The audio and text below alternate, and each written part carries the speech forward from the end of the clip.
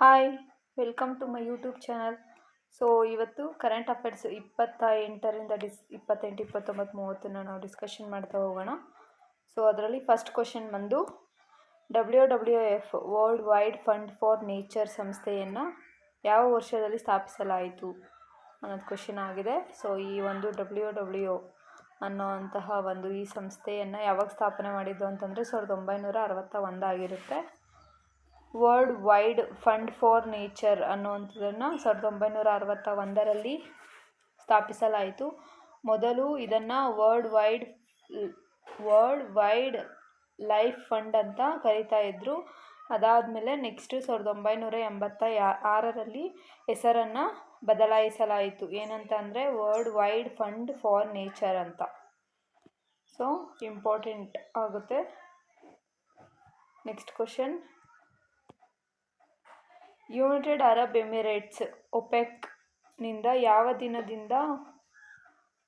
ಯಾವ ದಿನಾಂಕದಿಂದ ಹೊರಬರಲಿದೆ ಎಂದು ಘೋಷಿಸಲಾಗಿದೆ ಅಂತಂದರೆ ಮೇ 1, 2026 ಆಗಿರುತ್ತೆ. ಸೊ ಈ ಒಂದು ಜಾಗತಿಕ ಭೂ ರಾಜಕೀಯ ಬದಲಾವಣೆ ಭಾಗವಾಗಿ UAE ಮೇ 1, 2026ರಿಂದ ಜಾರಿಗೆ ಬರುವಂತಹ ಒಪೆಕ್ ಪ್ಲಸ್ನಿಂದ ಘೋಷಣೆ ಮಾಡಲಾಗಿದೆ. ಈ ಒಪೆಕ್ ಅನ್ನೋವಂಥದ್ದು ಏನು ಅಂತಂದರೆ ಈ ಒಂದು ಈ ಪೆಟ್ರೋಲ್, ಡೀಸೆಲ್ ಅದೆಲ್ಲನೂ ಏನು ಎಕ್ಸ್ಪೋರ್ಟ್ ಮಾಡ್ತಾರೆ ಅರಬ್ ಕಂಟ್ರೀಸು. ಸೊ ಇವೆಲ್ಲ ಸೇರಿ ಒಂದು ಗ್ರೂಪನ್ನು ಮಾಡ್ಕೊಂಡಿರೋದು. ಸೊ ಆ ಗ್ರೂಪಲ್ಲಿ ಈ ಒಂದು ಪೆಟ್ರೋಲ್, ಡೀಸೆಲ್ ಎಲ್ಲ ಏನು ಆಮದು ಮಾಡ್ತಾರೆ ಕಚ್ಚಾ ತೈಲಗಳು, ಸೊ ಆ ಒಂದು ರಾಷ್ಟ್ರಗಳೆಲ್ಲನೂ ಇದರೊಳಗಡೆ ಇದ್ದಾವೆ. ಇದರಲ್ಲಿ ಡಿಸೈಡ್ ಮಾಡಿಕೊಂಡು ಸೊ ಅವರು ರೇಟ್ ಫಿಕ್ಸ್ ಮಾಡೋದಾಗಿರಬಹುದು. ಸೊ ಇದೆಲ್ಲನೂ ಈ ಒಂದು ಒಪೆಕ್ ಅನ್ನೋವಂಥ ಇದರಿಂದ ಡಿಸ್ಕಷನ್ ಮಾಡಿ ಸೊ ಎಲ್ಲರೂ ಜಾಗತಿಕವಾಗಿ ಮಾಡ್ತಾರೆ ಅಂತ ಹೇಳ್ಬೋದು. ಈ ಒಂದು ಒಪೆಕ್ನಿಂದ ಯಾವುದು ಹೊರಗಡೆ ಬರ್ತಾ ಇದೆ ಅಂತಂದರೆ ಯುನೈಟೆಡ್ ಅರಬ್ ಎಮಿರೇಟ್ಸ್ ಆಗಿದೆ. ನೆಕ್ಸ್ಟ್ ಕ್ವಶನ್, 4ನೇ ಭಾರತ ಮತ್ತು ಆಫ್ರಿಕಾ ವೇದಿಕೆ ಶೃಂಗಸಭೆಯ ಧ್ಯೇಯವಾಕ್ಯ ಏನು ಅಂತಂದರೆ ಥೀಮ್ ಏನು ಅನ್ನೋದಾಗಿರೋದೆ. ಸೊ AISPIRIT ಆಗಿರುತ್ತೆ. ಸೊ ಮೇ 31, 2026ರಲ್ಲಿ ನವದೆಹಲಿಯಲ್ಲಿ ನಡೆದಂತಹ ಈ ಒಂದು ಶೃಂಗಸಭೆಯಲ್ಲಿ ಭಾರತ ಮತ್ತು ಆಫ್ರಿಕಾ ಕಾರ್ಯತಂತ್ರ ಪಾಲುದಾರಿಕೆ, ನಾವೀನ್ಯತೆ ಮತ್ತು ಸ್ಥಿತಿಸ್ಥಾಪಕತ್ವ, ಅಂತರ್ಗತ ರೂಪಾಂತರಕ್ಕಾಗಿ ಸೊ ಇದನ್ನು ಆಗಿರೋ ಅಂಥದ್ದು. ನೆಕ್ಸ್ಟ್ ಕ್ವಶನ್, ನೈಟ್ ಫ್ರಾಂಕ್ ಬಿಡುಗಡೆ ಮಾಡಿರುವಂತಹ ಶ್ರೀಮಂತರ ವರದಿ ಅಥವಾ ವೆಲ್ತ್ ರಿಪೋರ್ಟ್ 2026ರ ಪ್ರಕಾರ ಬಿಲಿಯನಿಯರ್ಸ್ ಸಂಖ್ಯೆಯಲ್ಲಿ ಜಾಗತಿಕವಾಗಿ ಭಾರತಕ್ಕೆ ಯಾವ ಸ್ಥಾನ ದೊರಕಿದೆ ಅಂತಂದರೆ 3ನೇ ಸ್ಥಾನ ಆಗಿರುತ್ತೆ. ಸೊ ಇಂಪಾರ್ಟೆಂಟ್, 3ನೇ ಸ್ಥಾನ ಸಿಕ್ಕಿರೋವಂಥದ್ದು. ಈ ವರದಿ ಪ್ರಕಾರ ಅತಿ ಹೆಚ್ಚು ಶ್ರೀಮಂತರನ್ನು ಹೊಂದಿರುವ ದೇಶಗಳ ಪಟ್ಟಿಯಲ್ಲಿ ಭಾರತಕ್ಕೆ 6ನೇ ಸ್ಥಾನ, ಬಿಲಿಯನಿಯರ್ ಸಂಖ್ಯೆ 202 ವ್ಯಕ್ತಿಗಳು ಜಾಗತಿಕವಾಗಿ 3ನೇ ಸ್ಥಾನ ಲಭಿಸಿರುವಂಥದ್ದು. ಸೊ ಫಸ್ಟ್ ಪ್ಲೇಸಲ್ಲಿ ಅಮೇರಿಕಾ ಇದೆ.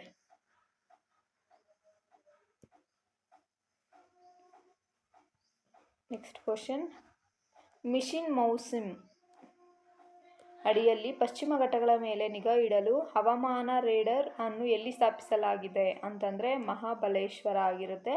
ಮಹಾರಾಷ್ಟ್ರದ ಮಹಾಬಲೇಶ್ವರದಲ್ಲಿ Indian Institute of Tropical Meteorology X band Doppler ಹವಾಮಾನ ರೇಡರನ್ನು ಸ್ಥಾಪಿಸಲಾಗಿರುವಂಥದ್ದು. ಈ ಒಂದು ಮಹಾರಾಷ್ಟ್ರದ ಮಹಾಬಲೇಶ್ವರದಲ್ಲಿ ಸ್ಥಾಪನೆ ಮಾಡಿರೋವಂಥದ್ದು ಮಿಷನ್ ಮೌಸಿಮ್ ಅನ್ನುವಂತಹ ಇದನ್ನು ಪಶ್ಚಿಮ ಘಟ್ಟಗಳ ಮೇಲೆ ನಿಗಾ ಇಡೋದಕ್ಕೋಸ್ಕರ ಈ ಒಂದು ರಡಾರನ್ನು ಎಲ್ಲಿ ಸ್ಥಾಪಿಸಲಾಗಿದೆ ಅಂದರೆ ಮಹಾರಾಷ್ಟ್ರದ ಮಹಾಬಲೇಶ್ವರದಲ್ಲಿ ಸ್ಥಾಪನೆ ಮಾಡಿರುವಂಥದ್ದು. ನೆಕ್ಸ್ಟ್ ಕ್ವಶನ್, ಸುರಕ್ಷಿತ ರಸ್ತೆ ಪ್ರಯಾಣದ ಹಕ್ಕು ಮತ್ತು ಭಾರತ ಸಂವಿಧಾನದ ಯಾವ ಅನುಚ್ಛೇದದ ಅಡಿಯಲ್ಲಿ ಜೀವಿಸುವ ಹಕ್ಕಿನ ಅವಿಭಾಜ್ಯ ಅಂಗವಾಗಿದೆ ಎಂದು ಸುಪ್ರೀಂ ಕೋರ್ಟ್ ಘೋಷಣೆ ಮಾಡಿದೆ? ಸೊ ಯಾವ ಒಂದು ಅನುಚ್ಛೇದ ಅಂತಂದರೆ ಅನುಚ್ಛೇದ 21 ಆಗಿರುತ್ತೆ. ಆರ್ಟಿಕಲ್ 21 ಸುರಕ್ಷಿತ ರಸ್ತೆ ಪ್ರಯಾಣದ ಹಕ್ಕು ಭಾರತ ಸಂವಿಧಾನದ ಯಾವ ಒಂದು ಆರ್ಟಿಕಲ್ ಅಂಡರಲ್ಲಿ ಜೀವಿಸುವ ಹಕ್ಕು ಅವಿಭಾಜ್ಯದ ಅಂಗವಾಗಿದೆ ಅಂತ ಸುಪ್ರೀಂ ಕೋರ್ಟ್ ಘೋಷಣೆ ಮಾಡಿದೆ ಅಂತಂದರೆ ಸೊ ಆರ್ಟಿಕಲ್ 21 ಆಗಿರುತ್ತೆ. ಭಾರತ ಸರ್ವೋಚ್ಚ ನ್ಯಾಯಾಲಯ ಈ ಒಂದು ಆರ್ಟಿಕಲ್ 21 ಜೀವಿಸುವ ಹಕ್ಕು ಅಡಿಯಲ್ಲಿ ಸುರಕ್ಷಿತ ರಸ್ತೆ ಪ್ರಯಾಣದ ಹಕ್ಕನ್ನು ಪ್ರಮುಖ ಭಾಗವಾಗಿ ಘೋಷಣೆ ಮಾಡಿರುವಂಥದ್ದು. Next question, women and men in India 2025 ವರದಿ ಪ್ರಕಾರ 2021ರಿಂದ 2023ರ ಅವಧಿಗೆ ಭಾರತದ ಲಿಂಗ ಅಂತರ ಅನುಪಾತ ಎಷ್ಟು, ಅಂದರೆ ಹುಟ್ಟಿದ ಸಮಯದಲ್ಲಿ ಎಷ್ಟಿದೆ ಅಂತಂದರೆ 917 ಆಗಿರುತ್ತೆ.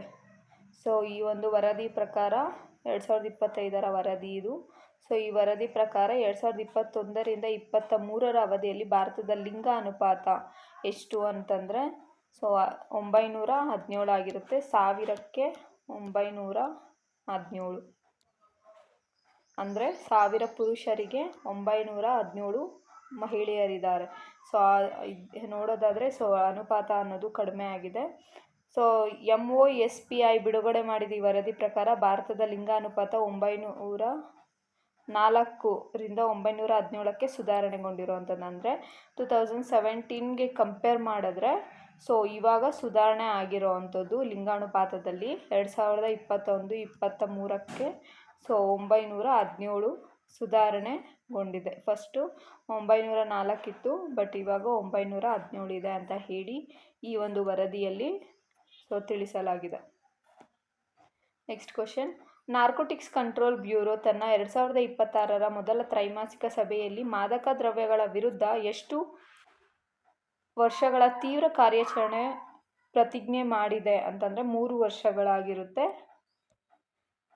ಡ್ರಗ್ಸ್ ಮುಕ್ತ ಭಾರತ ಮಿಷನ್ ಅಡಿಯಲ್ಲಿ NCB ನಾರ್ಕೋಟಿಕ್ ಕಂಟ್ರೋಲ್ ಬ್ಯೂರೋ 3 ವರ್ಷಗಳ ತೀವ್ರ ಕಾರ್ಯಾಚರಣೆ ಪ್ರತಿಜ್ಞೆಗಳೊಂದಿಗೆ ತನ್ನ ಸಭೆಯನ್ನು ಮುಕ್ತಾಯಗೊಳಿಸಿರುವಂಥದ್ದು. ನೆಕ್ಸ್ಟ್ ಕ್ವಶನ್, ISSF ಜೂನಿಯರ್ ವಿಶ್ವಕಪ್ 2026ರ ಭಾರತದ ಒಟ್ಟು ಎಷ್ಟು ಪದಕಗಳನ್ನು ಗಳಿಸಿತು ಅಂತಂದರೆ ಈ ಒಂದು ISS ಜೂನಿಯರ್ ವಿಶ್ವಕಪ್ಪಲ್ಲಿ ಭಾರತ ಎಷ್ಟು ಪದಕಗಳನ್ನು ಗೆದ್ದಿದೆ ಅಂತಂದರೆ 16 ಪದಕಗಳಾಗಿರುತ್ತೆ. ಈಜಿಪ್ಟ್ ಕೈರೋದಲ್ಲಿ ನಡೆದಂತಹ ಶೂಟಿಂಗ್ ವಿಶ್ವಕಪ್ನಲ್ಲಿ ಭಾರತ 16 ಪದಕಗಳನ್ನು ಗೆದ್ದಿರೋವಂಥದ್ದು. ಅದರಲ್ಲಿ 5 ಚಿನ್ನ, 6 ಬೆಳ್ಳಿ, 5 ಕಂಚು ಗೆದ್ದಿಕೊಂಡು ಅಗ್ರಸ್ಥಾನವನ್ನು ಪಡೆದಿರುವಂಥದ್ದು. ನೆಕ್ಸ್ಟ್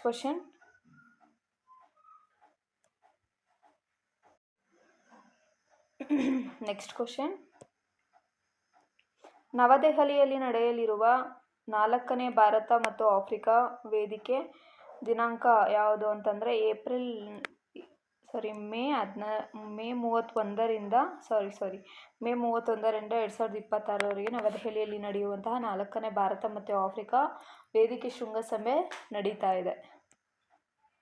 ವಿದೇಶ ಸಚಿವರಾದಂತಹ ಡಾಕ್ಟರ್ ಜೈಶಂಕರ್ ಅವರು ಈ ಒಂದು ಶೃಂಗಸಭೆಯ ಲೋಗೋ ಮತ್ತು ವೆಬ್ಸೈಟನ್ನು ಬಿಡುಗಡೆ ಮಾಡಿದ್ದು ಮೇ 31ರಿಂದ 2026ರಲ್ಲಿ ನವದೆಹಲಿಯಲ್ಲಿ ಈ ಒಂದು ಸಭೆ ನಡೆಯಲಿದೆ. ನೆಕ್ಸ್ಟ್ ಕ್ವಶನ್, ನೀತಿ ಆಯೋಗ ನಗರ ವರದಿ ಶೀರ್ಷಿಕೆ ಏನು ಅಂತಂದರೆ ಆಪ್ಷನ್ ಸಿ ಪರಿಣಾಮಕಾರಿ ನಗರ ಸರ್ಕಾರದತ್ತ ಪಯಣ ಆಗಿರುತ್ತೆ.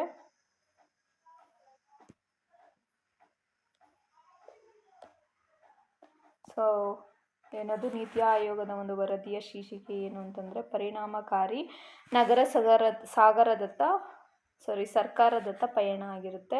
ನೀತಿ ಆಯೋಗದ ಪರಿಣಾಮಕಾರಿ ನಗರ ಸರ್ಕಾರದತ್ತ ಪಯಣ ಅನ್ನೋ ಒಂದು ಶೀರ್ಷಿಕೆ ಅಡಿಯಲ್ಲಿ ವರದಿಯನ್ನು ಬಿಡುಗಡೆ ಮಾಡಿದೆ. ಇದು 10 ಲಕ್ಷಕ್ಕೂ ಹೆಚ್ಚು ಜನಸಂಖ್ಯೆ ಹೊಂದಿರುವಂತಹ ನಗರಗಳ ಆರ್ಥಿಕ ಬೆಳವಣಿಗೆ ಮೇಲೆ ಗಮನ ಹರಿಸುತ್ತದೆ.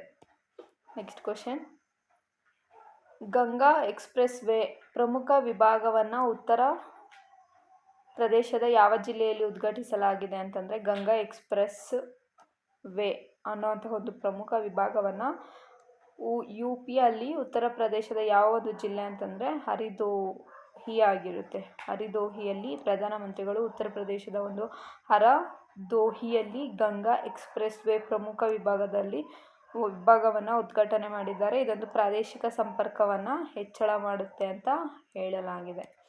ನೆಕ್ಸ್ಟ್ ಕ್ವಶನ್, ಯಾವ ಸಂಸ್ಥೆ ಮೊಬಿಕ್ವಿಕ್ಗೆ NBFC ಪರವಾನಗಿಯನ್ನು ಅನುಮೋದಿಸಿದೆ ಅಂತಂದರೆ RBI ಆಗಿರುತ್ತೆ. ಈ ಒಂದು ಭಾರತದ ರಿಸರ್ವ್ ಬ್ಯಾಂಕ್ ಮೊಬಿಕ್ವಿಕ್ ಸಂಸ್ಥೆ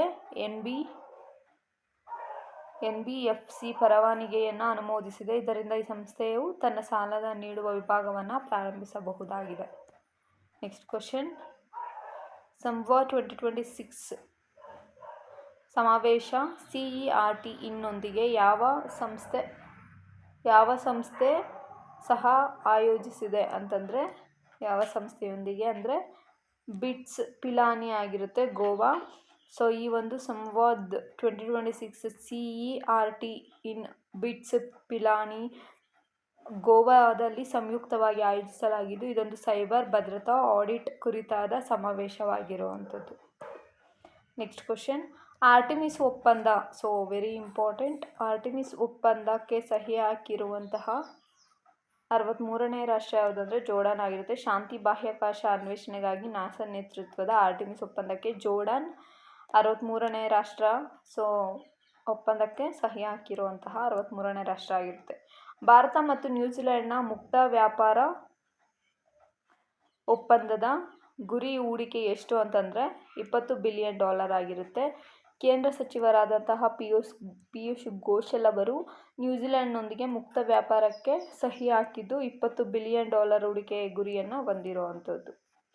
ಸ್ಮೈಲ್ ಬೆಗ್ಗರ್ಸ್ ಆ್ಯಪನ್ನು ಯಾವ ಸಚಿವಾಲಯ ಪ್ರಾರಂಭಿಸಿದೆ ಅಂದರೆ ಸಾಮಾಜಿಕ ನ್ಯಾಯ ಸಚಿವಾಲಯ ಆಗಿರುತ್ತೆ. ಭಿಕ್ಷಾಟನೆಯಲ್ಲಿ ತೊಡಗಿರುವಂಥ ವ್ಯಕ್ತಿಗಳನ್ನು ಪುನರ್ಜೀವನ ಮತ್ತು ನೈಜ ಸಮಯ ಡೇಟಾ ಸಂಗ್ರಹಣೆಯನ್ನು ಸುಲಭಗೊಳಿಸಲು ಸಾಮಾಜಿಕ ನ್ಯಾಯ ಸಚಿವಾಲಯ ಈ ಒಂದು ಸ್ಮೈಲ್ ಬೆಗ್ಗಿಂಗ್ ಅನ್ನುವಂಥ ಮೊಬೈಲ್ ಆ್ಯಪನ್ನು ಪ್ರಾರಂಭಿಸಿರುವಂಥದ್ದು.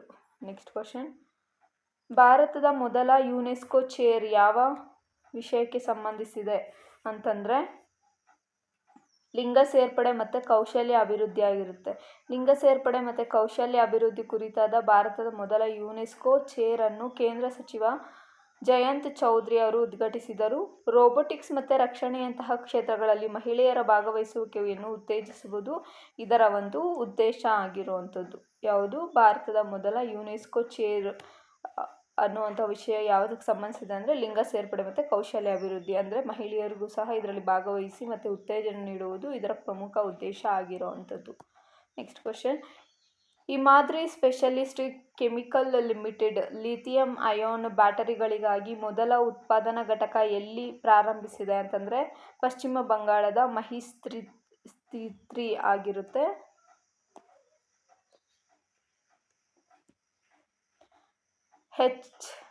HSCL ಪಶ್ಚಿಮ ಬಂಗಾಳದ ಮಹಿಸ್ತ್ರಿಯಲ್ಲಿ ಅನೋಡ್ ಮೆಟೀರಿಯಲ್ ತಯಾರಿಸುವಂತಹ ಭಾರತದ ಮೊದಲ ಉತ್ಪಾದನಾ ಘಟಕವನ್ನು ಪ್ರಾರಂಭಿಸಿದೆ. ಇದೊಂದು ಲಿಥಿಯಂ ಅಯಾನ್ ಬ್ಯಾಟರಿ ಕ್ಷೇತ್ರದ ಒಂದು ಮಹತ್ವವಾದ ಮೈಲುಗಲ್ಲಾಗಿರುವಂಥದ್ದು. ಸೊ ಇಂಪಾರ್ಟೆಂಟ್, ಇದು ಕ್ವೆಶನ್ ಆಗೋ ಚಾನ್ಸಸ್ ತುಂಬ ಇದೆ. ನೆಕ್ಸ್ಟ್ ಏನು ಬರ್ತಿದೆ ನೋಟಿಫಿಕೇಷನ್ನಲ್ಲಿ, ಸೊ ಅದರಲ್ಲಿ ಇಂಪಾರ್ಟೆಂಟ್ ಆಗಿರುವಂಥದ್ದು. ನೆಕ್ಸ್ಟ್ ಕ್ವಶನ್, DRDO ಅಂಗಸಂಸ್ಥೆ VRDE ಅಭಿವೃದ್ಧಿಪಡಿಸಿರುವಂಥ ಹೊಸ ಪ್ಲ್ಯಾಟ್ಫಾರ್ಮ್ಗಳಲ್ಲಿ ಸ್ವದೇಶಿ ವಸ್ತುಗಳ ಪ್ರಮಾಣ ಎಷ್ಟು ಅಂತಂದರೆ 65% ಆಗಿರುತ್ತೆ. DRDOದ ಒಂದು ಅಂಗಸಂಸ್ಥೆಯ ಅಭಿವೃದ್ಧಿಪಡಿಸಿರುವಂತಹ ಈ ಹೊಸ ಪ್ಲ್ಯಾಟ್ಫಾರ್ಮ್ಗಳಲ್ಲಿ ಸ್ವದೇಶಿ ವಸ್ತುಗಳ ಪ್ರಮಾಣ 65 ಇರುತ್ತೆ. DRDO ಅಂಗಸಂಸ್ಥೆಯಲ್ಲಿ 65% ಸ್ವದೇಶಿ ವಸ್ತುಗಳನ್ನು ಹೊಂದಿರುವ ಹೊಸ ಪ್ಲ್ಯಾಟ್ಫಾರ್ಮನ್ನು ಅಭಿವೃದ್ಧಿಪಡಿಸಿದ್ದು, ಇದನ್ನು ಮುಂದಿನ ದಿನಗಳಲ್ಲಿ 90ಕ್ಕೆ ಏರಿಸುವ ಗುರಿಯನ್ನು ಹಾಕಿಕೊಂಡಿದ್ದಾರೆ. ನೆಕ್ಸ್ಟ್ ಕ್ವಶನ್, ಅಂತಾರಾಷ್ಟ್ರೀಯ ವಿನ್ಯಾಸ ದಿನ 2026ರ ಧ್ಯೇಯವಾಕ್ಯ ಏನು ಅಂತಂದರೆ ದಿ ಸ್ಪೇಸ್ ಇನ್ ಬಿಟ್ವೀನ್ ಅನ್ನುವಂಥದ್ದಾಗಿರುತ್ತೆ. 2027ರಂದು ಆಚರಿಸಲಾಗುವ ಅಂತಾರಾಷ್ಟ್ರೀಯ ವಿನ್ಯಾಸ ದಿನದ 2026ರ ಧ್ಯೇಯವಾಕ್ಯ ದಿ ಸ್ಪೇಸ್ ಇನ್ ಬಿಟ್ವೀನ್ ಅನ್ನುವಂಥದ್ದಾಗಿರುತ್ತೆ. ಸೊ ಯಾವಾಗ ಆಚರಣೆ ಮಾಡ್ತೀರಿ? ಇಂಟರ್ನ್ಯಾಷನಲ್ ವಿನ್ಯಾಸ ದಿನ. ಸೊ ಯಾವಾಗ ಅಂದರೆ ಏಪ್ರಿಲ್ 27 ಆಗಿರುತ್ತೆ. ನೆಕ್ಸ್ಟ್ ಕ್ವಶನ್, SCO ಶಾಂಘೈ ಸಹಕಾರ ಸಂಘಟನೆ ರಕ್ಷಣಾ ಸಚಿವರ ಸಭೆ ಯಾವ ನಗರದಲ್ಲಿ ನಡೆಯಿತು ಅಂತಂದರೆ ಬಿಷ್ಕಿಕ್, ಕಿರ್ಗಿಸ್ತಾನ್ ಆಗಿರುತ್ತೆ. ರಕ್ಷಣಾ ಸಚಿವ ರಾಜನಾಥ್ ಸಿಂಗ್ ಅವರು ಈ ಒಂದು ಕಿರ್ಗಿಸ್ತಾನದ ಬಿಷ್ಕೆಕ್ನಲ್ಲಿ ನಡೆದಂತಹ SCO ರಕ್ಷಣಾ ಸಚಿವರ ಒಂದು ಸಭೆ ಭಾಗವಹಿಸಿದರು. ಈ ಸಭೆಯಲ್ಲಿ ಪ್ರಾದೇಶಿಕ ಭದ್ರತೆ ಮತ್ತು ಭಯೋತ್ಪಾದನೆ ವಿರೋಧಿಯ ಮೇಲೆ ಕೇಂದ್ರೀಕರಿಸಿತ್ತು ಅಂತ ಹೇಳಲಾಗಿದೆ. Vibrant village. So this is very important question. Vibrant village programme 2ನೇ ಹಂತ ಸೇರಿಸಲಾದ ಗಡಿ ಗ್ರಾಮ ಯಾವ ಒಂದು ಜಿಲ್ಲೆಯಲ್ಲಿದೆ ಅಂತಂದರೆ ಕಥುವಾ ಜಮ್ಮು ಆ್ಯಂಡ್ ಕಾಶ್ಮೀರ ಆಗಿರುತ್ತೆ. Kathua Jammu and Kashmir vibrant village programme 2ನೇ ಹಂತದ್ದು ಯಾವ ಗಡಿ ಗ್ರಾಮವನ್ನು ಸೇರಿಸಿದೆ ಅಂತಂದರೆ ಜಮ್ಮು ಆ್ಯಂಡ್ ಕಾಶ್ಮೀರದ ಕಥುವಾ ಆಗಿರುತ್ತೆ. ಸೊ ಈ ಕಥುವಾ ಜಿಲ್ಲೆ 6 ಗಡಿ ಗ್ರಾಮಗಳ ಮೂಲಸೌಕರ್ಯ ಜೀವನ ಮಟ್ಟವನ್ನು ಸುಧಾರಿಸಲು ಈ ಒಂದು ವೈಬ್ರೆಂಟ್ ವಿಲೇಜ್ ಪ್ರೋಗ್ರಾಮ್ 2ನೇ ಹಂತಕ್ಕೆ ಸೇರ್ಪಡೆ ಮಾಡಿದ್ದಾರೆ. CIS ಸಮಾವೇಶ 10ನೇ ಪರಿಶೀಲನಾ ಸಭೆಯಲ್ಲಿ ಎಲ್ಲಿ ನಡೆಯಿತು ಅನ್ನೋವಂಥದ್ದು ಕ್ವಶನ್ ಆಗಿದೆ. ಎಲ್ಲಿ ಅಂದರೆ ವಿಯೆಟ್ನಾಂ ಆಗಿರುತ್ತೆ. ಪರಮಾಣು ಸುರಕ್ಷತೆ ಸಮಾವೇಶ 10ನೆಯ ಒಂದು ಪರಿಶೀಲನಾ ಸಭೆ ವಿಯೆಟ್ನಾಂನಲ್ಲಿ ನಡೆಯಿತು. ಇದು ಭಾರತೀಯ ನಿಯೋಗವು ಇಲ್ಲಿ ಭಾಗವಹಿಸಿತ್ತು ಅಂತ ಹೇಳಲಾಗಿದೆ. ಸೊ ಇಷ್ಟು. ನೆಕ್ಸ್ಟ್ ಕ್ವಶನ್ ಆಯುಷ್ಮಾನ್ ಭಾರತ್ ದಿವಸ 2026ರ ಅಧಿಕೃತ ಘೋಷವಾಕ್ಯ ಯಾವುದು ಅನ್ನೋದು ಕ್ವಶನು. ಸೊ ಯಾವುದು ಅಂದರೆ ಆರೋಗ್ಯವಂತ ಭಾರತಕ್ಕಾಗಿ ಸಮಗ್ರ ಪ್ರಾಥಮಿಕ ಆರೋಗ್ಯ ರಕ್ಷಣೆ ಅನ್ನುವಂಥದ್ದು ಆಯುಷ್ಮಾನ್ ಭಾರತ್ ದಿವಸ 2026ರ ಅಧಿಕೃತ ಘೋಷವಾಕ್ಯ ಆಗಿರುವಂಥದ್ದು. ಆಯುಷ್ಮಾನ್ ಭಾರತ್ ದಿವಸ 2026ರ ಅಧಿಕೃತ ಘೋಷವಾಕ್ಯ ಆರೋಗ್ಯವಂತ ಭಾರತಕ್ಕಾಗಿ ಪ್ರಾಥಮಿಕ ಆರೋಗ್ಯ ರಕ್ಷಣೆ ಆಗಿರುವಂಥದ್ದು. ಸೊ ಯಾವಾಗ ಆಚರಣೆ ಮಾಡ್ತೀರಿ ಅಂತಂದರೆ ಏಪ್ರಿಲ್ 30ನೇ ತಾರೀಕು ಈ ಒಂದು ಆಯುಷ್ಮಾನ್ ಭಾರತ್ ದಿವಸವನ್ನು ಒಂದು ಯೋಜನೆಯನ್ನು PMGAY ಅನ್ನೋ ಯೋಜನೆಯ ಪ್ರಾರಂಭದ ನೆನಪಿಗಾಗಿ ನಾವು ಈ ಒಂದು ದಿವಸವನ್ನು ನಾವು ಆಚರಣೆ ಮಾಡ್ತೀವಿ. ಸೊ ಇಂಪಾರ್ಟೆಂಟ್ ಆಗಿರುತ್ತೆ. ನೆಕ್ಸ್ಟ್ ಕ್ವಶನ್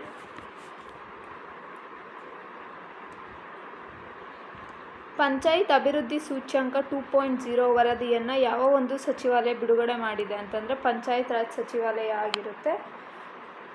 ಪಂಚಾಯತ್ ಅಭಿವೃದ್ಧಿ ಒಂದು ಸೂಚ್ಯಂಕ 2.0 ವರದಿಯನ್ನು ಪಂಚಾಯತ್ ರಾಜ್ ಸಚಿವಾಲಯ ಬಿಡುಗಡೆ ಮಾಡಿದೆ. ಇದು 150 ಸೂಚಕಗಳು ಆಧಾರದ ಮೇಲೆ ಗ್ರಾಮ ಪಂಚಾಯಿತಿ ಕಾರ್ಯಕ್ಷಮತೆಯನ್ನು ಸುಸ್ಥಿರ ಅಭಿವೃದ್ಧಿ ಗುರಿಗಳಿಗೆ ಅನುಗುಣವಾಗಿ ಅಳೆಯುತ್ತದೆ. So important. Next question Google cloud AI ಹಬ್ಬನ್ನು ಭಾರತದಲ್ಲಿ ಎಲ್ಲಿ ಸ್ಥಾಪಿಸಲಾಯಿತು ಅಂತಂದರೆ ಸೊ ವಿಶಾಖಪಟ್ಟಣಂ ಆಗಿರುತ್ತೆ. ಗೂಗಲ್ ಕ್ಲೌಡ್ ಇಂಡಿಯಾ AI ಹಬ್ಬನ್ನು ಆಂಧ್ರ ಪ್ರದೇಶದ ವಿಶಾಖಪಟ್ಟಣಂನಲ್ಲಿ ಸೊ ಅದಾನಿ ಕೋನಿಕ್ ಸಹಯೋಗದೊಂದಿಗೆ ಸ್ಥಾಪಿಸಲಾಗಿದೆ. ಈ ಒಂದು ಗೂಗಲ್ ಕ್ಲೌಡ್ AI ಹಬ್ಬನ್ನು ಎಲ್ಲಿ ಅಂದರೆ ವಿಶಾಖಪಟ್ಟಣ ಇರೋವಂಥದ್ದು. ಸೊ ಆಂಧ್ರ ಪ್ರದೇಶದಲ್ಲಿ ಇರೋವಂಥದ್ದು. ನೆಕ್ಸ್ಟ್ ಕ್ವಶನ್ ಭಾರತದ ವಾಣಿಜ್ಯ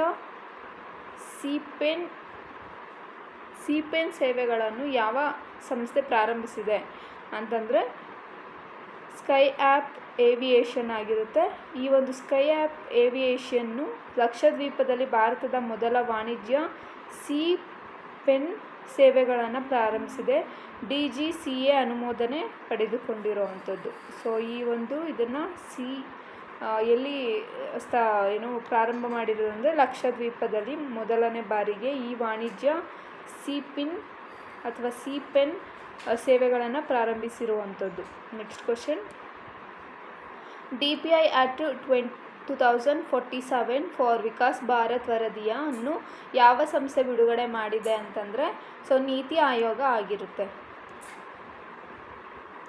DPI Act 2047 ಅಂದರೆ 2047 ಫಾರ್ ವಿಕಾಸ್ ಭಾರತ್ ವರದಿಯನ್ನು ಯಾವ ಸಂಸ್ಥೆ ಬಿಡುಗಡೆ ಮಾಡಿದೆ ಅಂದರೆ ನೀತಿ ಆಯೋಗ ಆಗಿರುತ್ತೆ. ಡಿಜಿಟಲ್ ಸಾರ್ವಜನಿಕ ಮೂಲಸೌಕರ್ಯದ ಮೂಲಕ ಅಂತರ್ಗತ ಬೆಳವಣಿಗೆಗಾಗಿ ನೀತಿ ಆಯೋಗ DPI Act 2047 ಅಥವಾ 2047 ಕಾರ್ಯತಂತ್ರದ ಮಾರ್ಗಸೂಚಿಯನ್ನು ಬಿಡುಗಡೆ ಮಾಡಿರೋವಂಥದ್ದು. ನೆಕ್ಸ್ಟ್ ಕ್ವಶನ್ MOSPI ಪ್ರಸ್ತಾಪಿಸಿರುವಂತಹ ಹೊಸ ಸೇವೆ ಉತ್ಪಾದನಾ ಸೂಚ್ಯಂಕದ ಆಧಾರದ ವರ್ಷ ಯಾವುದು ಅಂತಂದರೆ D ಆಗಿರುತ್ತೆ. 2024-25 ಸಾಂಖ್ಯಿಕ ಒಂದು ಸಚಿವಾಲಯ MOSPI 2024-25 ಆಧಾರ ವರ್ಷವಾಗಿಟ್ಟುಕೊಂಡು ಸೇವಾ ವಲಯದ ಮಾಸಿಕ ಕಾರ್ಯತಂತ್ರ ಅಳೆಯುವ ಹೊಸ ಸೇವಾ ಉತ್ಪಾದನಾ ಸೂಚ್ಯಂಕವನ್ನು ಪ್ರಸ್ತಾಪಿಸಿರುವಂಥದ್ದು. Next question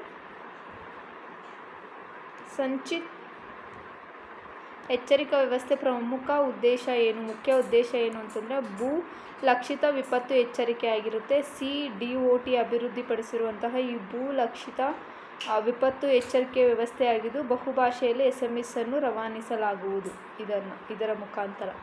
next question, BHEL ಮತ್ತು DRDO ನಡುವಿನ ಒಪ್ಪಂದ ಯಾವ ತಂತ್ರಜ್ಞಾನ ವರ್ಗಾವಣೆಗೆ ಸಂಬಂಧಿಸಿದೆ ಅಂತಂದರೆ gas turbine installed separated system ಆಗಿರುತ್ತೆ.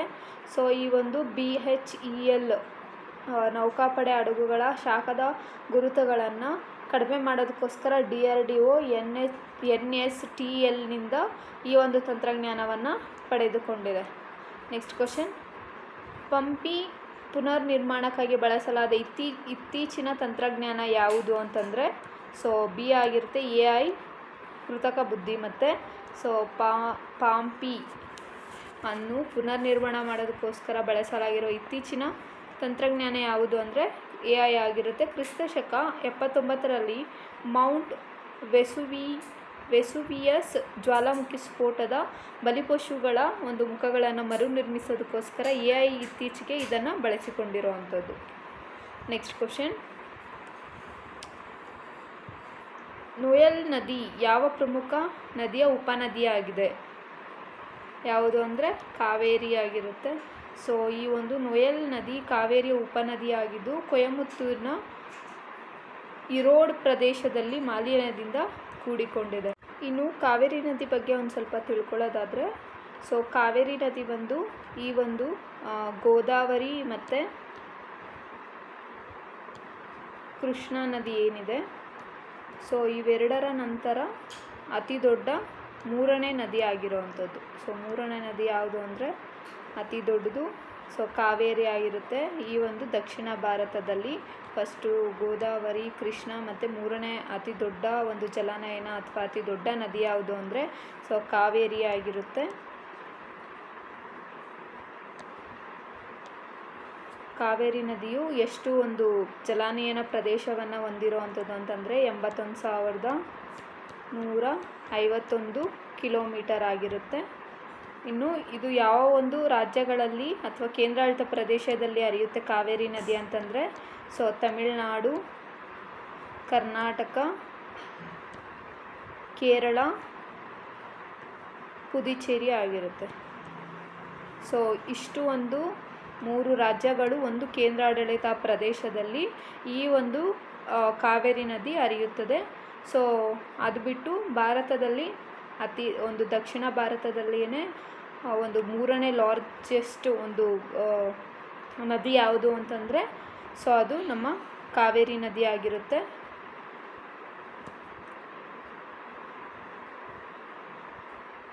ಇನ್ನು ಕಾವೇರಿ ನದಿ ಮೂಲ ಸ್ಥಾನ ಯಾವುದು ಅಂದರೆ ತಲಕಾವೇರಿ ಆಗಿರುತ್ತೆ. ಸೊ ತಲಕಾವೇರಿಯ ಒಂದು ಕೊಡಗು ಜಿಲ್ಲೆಯಲ್ಲಿ ಹುಟ್ಟುವಂಥದ್ದು ಯಾವುದು ಅಂದರೆ ನಮ್ಮ ಕೊಡಗು ಜಿಲ್ಲೆಯಲ್ಲಿ ಕಾವೇರಿ ನದಿ ಹುಟ್ಟುವಂಥದ್ದಾಗಿರುತ್ತೆ. ಇನ್ನು ಉಪನದಿಗಳ ಬಗ್ಗೆ ನೋಡೋದಾದರೆ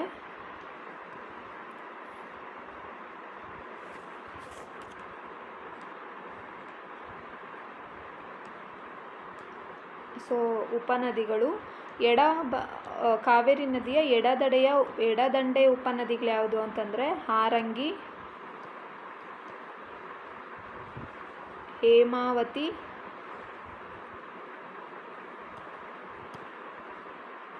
ಶಿಂಷಾ, ಅರ್ಕಾವತಿ,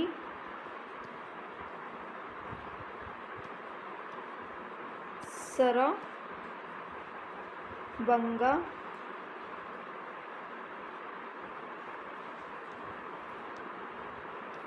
ತಿರುಮಣಿ,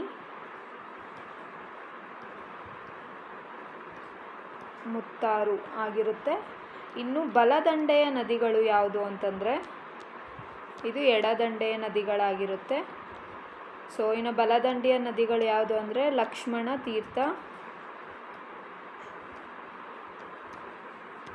ಕಬಿನಿ, ಭವಾನಿ, ನೆಕ್ಸ್ಟ್ ನೋಯಲ್. ಸೊ ಇದೇನೇ ಇವಾಗ ನ್ಯೂಸಲ್ಲಿರೋ ಅಂಥದ್ದು. ಸೊ ಅತಿ ಹೆಚ್ಚು ಮಾಲಿನ್ಯ ಆಗಿರೋ ಅಂಥದ್ದು ಇದು ಕಾವೇರಿ ನದಿಯ ಒಂದು ಉಪನದಿ. ಆ್ಯಂಡ್ ಅಮರಾವತಿ,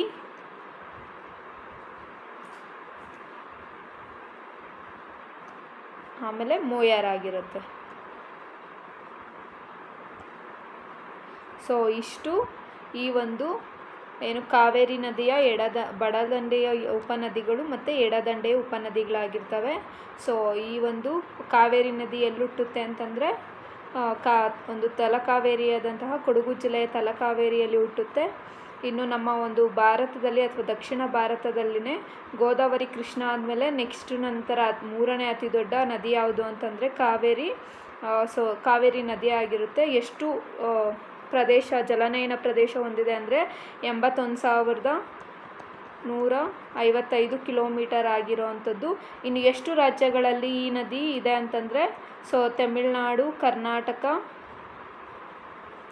ಮತ್ತು ಕೇರಳ ಮತ್ತು ಪುದುಚೇರಿ ಆಗಿರುತ್ತೆ.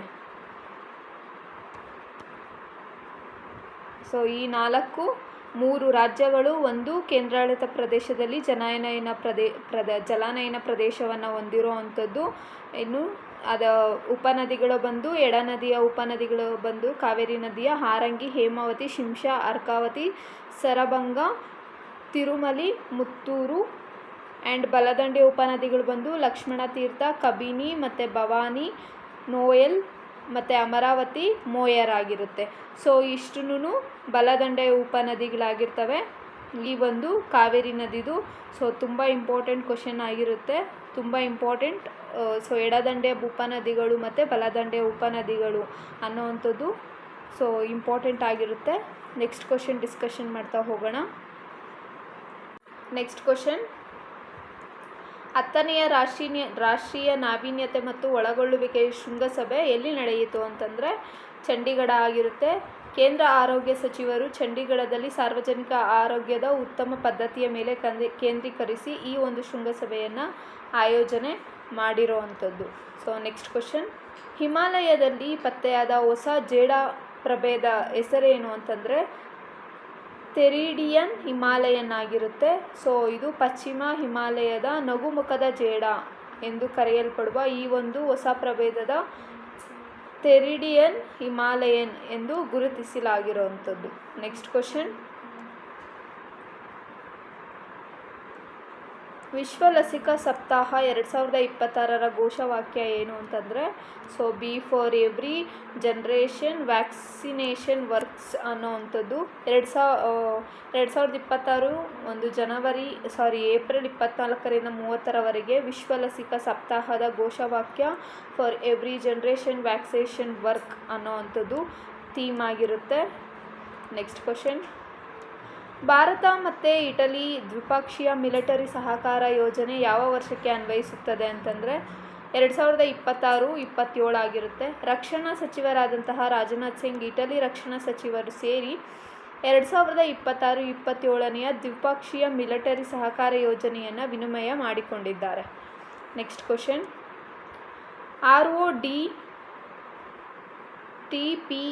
RODTEP ಯೋಜನೆ ಪರಿಷ್ಕೃತ ವೇಳಾಪಟ್ಟಿ ಯಾವ ದಿನಾಂಕದಂದು ಜಾರಿಗೆ ಬರುತ್ತದೆ ಅಂತಂದರೆ ಮೇ 1, 2026 ಆಗಿರುತ್ತೆ.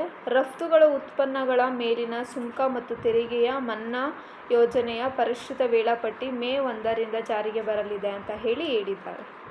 ನೆಕ್ಸ್ಟ್ ಕ್ವಶನ್, PMGSY 3 ಯೋಜನೆಯು 3ನೇ ಹಂತದ ಯೋಜನೆಯು ಯಾವ ವರ್ಷದವರೆಗೆ ವಿಸ್ತರಿಸಲಾಗಿದೆ ಅಂತಂದರೆ ಮಾರ್ಚ್ 2028ರವರೆಗೆ PMGSY 3 ಯೋಜನೆಯನ್ನು 2028 ಮಾರ್ಚರವರೆಗೆ ವಿಸ್ತರಿಸಲಾಗಿದೆ. ಸೊ ಹಂಗಂದರೆ ಪ್ರಧಾನಮಂತ್ರಿ ಗ್ರಾಮ್ ಸಡಕ್ ಯೋಜನೆ 3 ಅಥವಾ ಹಂತ 3ನ್ನು ಮಾರ್ಚ್ 2028ರವರೆಗೆ ವಿಸ್ತರಣೆ ಮಾಡಿ 83,977 ಕೋಟಿ ವೆಚ್ಚದೊಂದಿಗೆ ವಿಸ್ತರಿಸಲಾಗಿದೆ.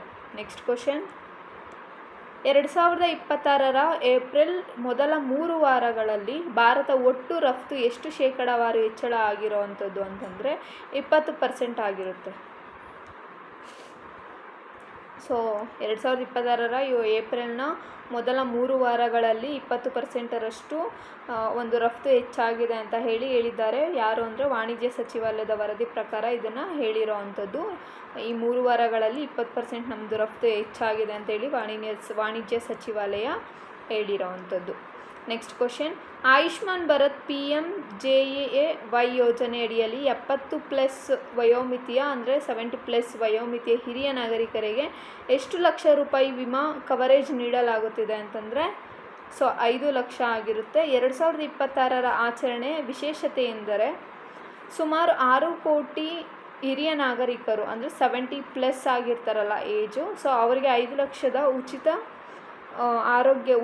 ಆರೋಗ್ಯ ವಿಮೆಯನ್ನು ವಿಸ್ತರಣೆ ಮಾಡಿರೋ ಅಂಥದ್ದು. ನೆಕ್ಸ್ಟ್ ಕ್ವಶನ್,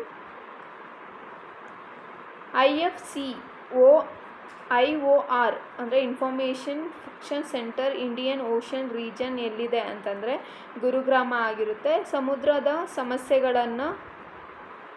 ಸಮಸ್ಯೆಗಳ ಕುರಿತು ವರದಿ ಮಾಹಿತಿ ಹಂಚಿಕೆಗಾಗಿ ಸೊ ಈ ಒಂದು ಗುರುಗ್ರಾಮದಲ್ಲಿ ಭಾರತ ಮತ್ತು ಇಟಲಿಯ ಸಹಕಾರದೊಂದಿಗೆ ಈ ಒಂದು ಕೇಂದ್ರದ ಮಹತ್ವ ಎತ್ತಿ ಹಿಡಿದಿರೋ ಅಂಥದ್ದು. Next question,